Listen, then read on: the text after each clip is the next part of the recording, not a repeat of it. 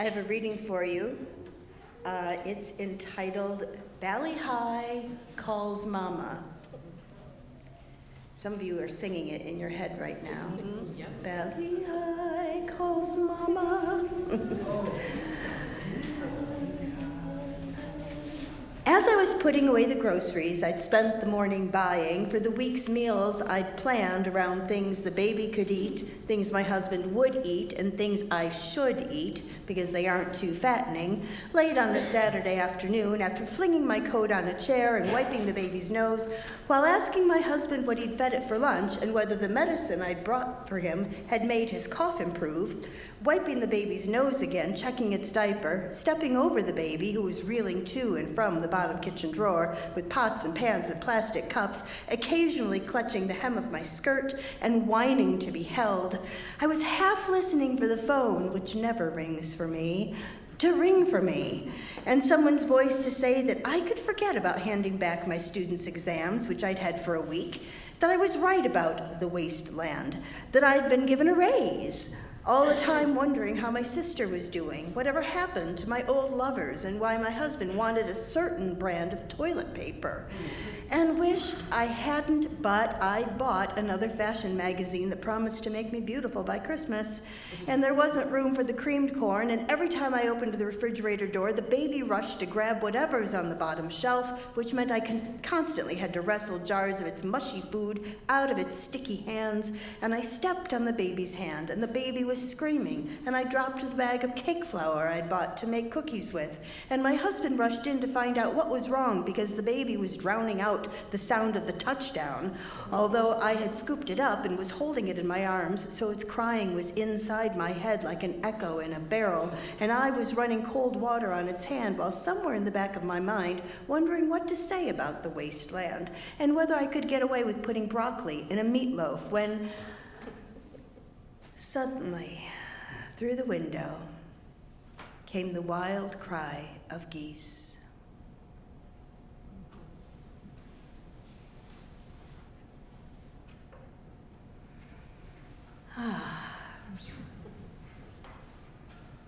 In the midst of tears and anxiety, the cry of wild geese. What a fitting way to enter our third reflection on finding our center. Throughout this month, we have explored finding our center by letting in, letting go, and today we will focus on letting be. As today's reflection is the culmination of the series, I think it is useful to spend a bit of time revisiting some of the key concepts and practices that we have engaged so far. Remember that the central theme is finding our center. All of those active verbs of letting have been in service to that exploration, finding our center. Parker Palmer reminds us, we all have an inner teacher whose guidance is more reliable than anything we can get from a doctrine, ideology, collective belief system, institution, or leader. I believe that inner teacher is not only found at the center, it is the very expression of centeredness. The work of centeredness, it's hard. And it is the most important thing that you will do in your lifetime. Our centeredness is what gives us the capacity to do justice and compassion in a way that lifts up the worth and dignity of those we serve. Finding our center requires letting in. What you let in, the speed or lack thereof, all of it belongs to you. It is your work and your gift. If you try to put off your work, I think you will find that it is persistent, knocking ceaselessly at the door of your deepest self until you respond. I will say that letting in is optional. You get to decide what to let in and when, or possibly even if to let in, or perhaps to permanently close a door. You are the boss of your own life, even your own spiritual life. In the same way that we can go looking for love in all the wrong places, that can be the story of our spiritual explorations as well. I would caution you to be discerning about what you let in. I have a friend who let in a spiritual teacher that made the hair on the back of my neck stand straight up. There was toxicity there, and I could feel it. But my friend wasn't in a place to hear my concerns and ended up being burned by that person. Not everybody who claims to be a teacher or guru is centered in love. Be careful who and what you let in. Center yourself in love. The great love, capital L, that will never break faith with us. When you're ready, connect that love to actions and ways of being that include justice, equity, transformation, pluralism, interdependence, and generosity, our shared values as Unitarian Universalists. Keep love at the center and you will remain centered, even when you feel a little topsy-turvy, even when you're breathing a little fast and a little hard and your whole body is quivering. If you can keep yourself centered in love, you will find and remain at your center. So some of you have been in the congregation long enough to remember Yvonne, an outspoken and passionate member of this congregation until her passing a few years ago. Yvonne would often get frustrated when we would get stuck in old thinking, and she would joke that, well, if it's good enough for Grandpappy, it's good enough for us. So that always gave me sort of a picture in my mind of, say, the first logger to walk into a forest with a chainsaw, meeting a couple of fellows who are hacking away at a big old tree with just their axes. They're sweating, they're exhausted. But when offered the opportunity to get the job done with a little less muscle and a whole lot less time, the fellows waved that logger off. What nonsense, bringing that buzzy machine. Content to do things the way they've always done them. That's what I saw in my mind when Yvonne would say, it's good enough for Grandpappy, it's good enough for us. Sometimes we just need to let other people and ideas in.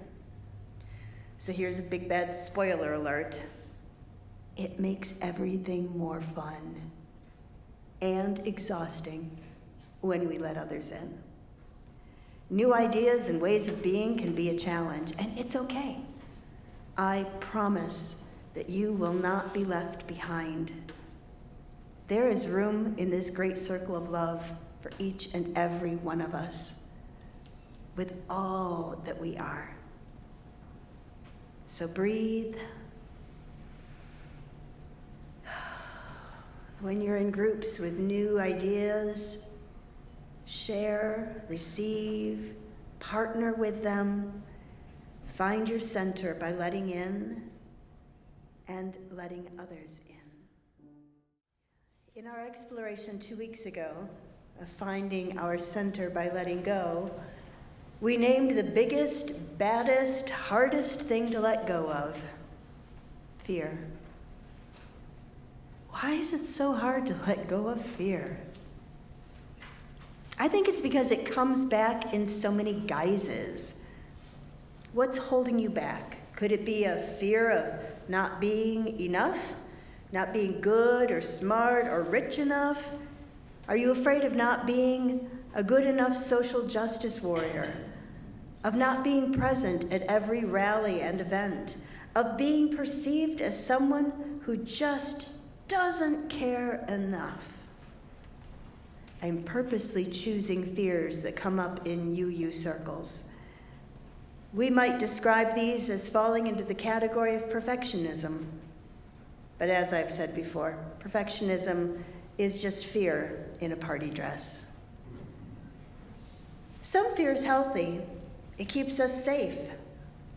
Fear makes sure that we look both ways before crossing the street. Fear makes us keep dental appointments and routine health screenings because we want to keep our teeth and avoid bad surprises when it comes to our health. These are useful fears. Do not feel like you need to purge those from your life. And taken to their extremes, these fears can become unhealthy, making us neurotic or keeping us from participating in life. So how do we let go of fear? I suggest that maybe it's by crowding it out. If fear doesn't have the good sense to pack its bag and move along, well, we just have to crowd it out. That does not mean filling our calendars with a zillion activities and exhausting ourselves by holding on to people who are unwilling to participate in their own well-being. We actually crowd out fear by being centered, or at least having a center, that spaciousness inside. The Bible says that perfect love casts out fear. I'm not exactly sure we can aspire to perfect love, but we can begin to look for a pretty good love in some of the right places, in ourselves, maybe to start. We might even find a bit in community, although we mustn't depend on that solely, because in myriad ways, community will disappoint us. Do you know what a trust fall is? You're allowed to make murmuring sounds. Anybody? Yeah? Good murmuring. Trust falls used to be just like a theater game, but other team building activities sometimes use this technique, which is great in theory. The idea is that someone stands behind you and will catch you when you fall, and you purposely let go and lean back, trusting that you will be caught. Isn't that lovely? But what if the person behind you is significantly smaller than you are? Or what if they suddenly need to sneeze as you lean back? Down you go. Trust shattered, or at least bruised, along with other significant places on our bodies. Sometimes these things happen in community because we are human. We mess up. And it's time to let go of the stories that we tell ourselves about the disappointment. The person that had to sneeze did not sabotage your trust fall. We tell stories. I am an excellent storyteller in here. Someday we'll just sit and we'll share our stories of how we talk to ourselves. Oh my goodness, if we talk to other people the way we talk to ourselves, that is another sermon. When we have established a center and a capacity for centeredness, we are able to recover much more quickly from disappointments in community. It's kind of like getting a flu shot. You might still get the flu, but it will likely be a milder case and you'll recover much more quickly. Centeredness makes us resilient by giving us the ability to let go of fear. Letting in, letting go. Another way that we find our center is by letting be. It's important to note that letting be is not passively letting others run all over us. Letting be is a spiritual practice of non-attachment, maybe even non-engagement. It's not hunkering down and letting another abuse you. It's embracing your agency and your worth and getting up and moving away. As I was preparing for today, I asked Les what came to mind when I said, letting be. He responded, leave it alone. I waited for more responses, but that was it. Leave it alone. Don't poke at it. Don't replay all of the possible better answers you might have given. Leave it alone. My grandmother would say, don't pay it any mind. Don't dwell on it. Don't give it energy. What's that saying? Don't give somebody else free rent in your brain or something like that. Thank you. Well, I can't speak for you, but I'm just going to put it out there that all of this wonderful advice is so much easier said than done. One of my superpowers is the ability to remember in vivid detail how I messed up in a conversation from 50 years ago, and then to keep picking at that tiny hangnail until I have made a proper mess of myself. I'm going to take that small chuckle as acknowledgement that perhaps, although I may be the chairperson of that particular club, maybe there are some members here that also do that.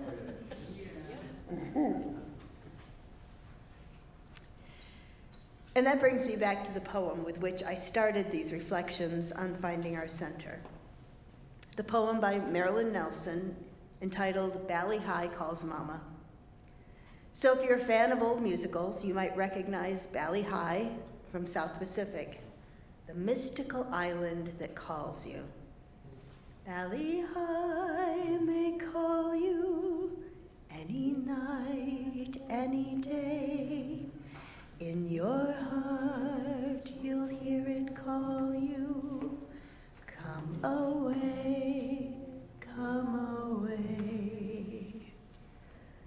The poem's protagonist really deserves a nice vacation. We are invited into a moment, a glimpse of the endless chatter of a mind that has known disappointment and fear, that definitely swallowed the perfectionism pill, that wants to please and escape in equal measure. And then there is the interruption, the invitation to let in, let go, and let be. I'm going to share the poem with you again. Bali Hai Calls Mama. As I was putting away the groceries I'd spent the morning buying for the week's meals I'd planned around things the baby could eat, things my husband would eat, and things I should eat because they aren't too fattening, late on a Saturday afternoon after flinging my coat on a chair and wiping the baby's nose while asking my husband what he'd fed it for lunch and whether the medicine I'd brought for him had made his cough improve, wiping the baby's nose again, checking its diaper, stepping over the baby who was reeling to and from the bottom kitchen drawer with pots and pans and plastic cups, occasionally clutching the hem of my skirt and whining to be held. I was half listening for the phone, which never rings for me, to ring for me, and someone's voice to say that I could forget about handing back my students' exams, which I'd had for a week, that I was right about the wasteland, that I'd been given a raise, all the time wondering how my sister was doing, whatever happened to my old lovers, and why my husband wanted a certain brand of toilet paper, and wished I hadn't, but I'd bought another fashion magazine that promised to make me beautiful by Christmas, and there wasn't room for the creamed corn, and every time I opened the refrigerator door, the baby rushed to grab whatever was on the bottom shelf, which meant I constantly had to wrestle jars of its mushy food out of its sticky hands. And I stepped on the baby's hand, and the baby was screaming, and I dropped the bag of cake flour I'd bought to make cookies with, and my husband rushed in to find out what was wrong, because the baby was drowning out the sound of the touchdown, although I had scooped it up and was holding it in my arms so its crying was inside my head like an echo in a barrel, and I was running cold water on its hand, while somewhere in the back of my mind wondering what to say about the wasteland, and whether I could get away with putting broccoli in a meatloaf when, suddenly, through the window, came the wild cry of geese.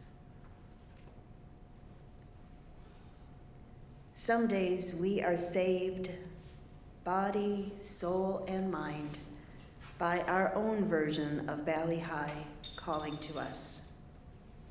Come away. Come away. Come away from the clutter and the clatter of a world that demands our immediate attention. Ease back from the edge. Breathe in. Breathe out. Peace, Love, let it in. Let go. Let be. Let be. Allow. Lay down. Leave behind. And when the geese cry, notice them, even amid the cacophony of our lives. Find your center and rest a moment there.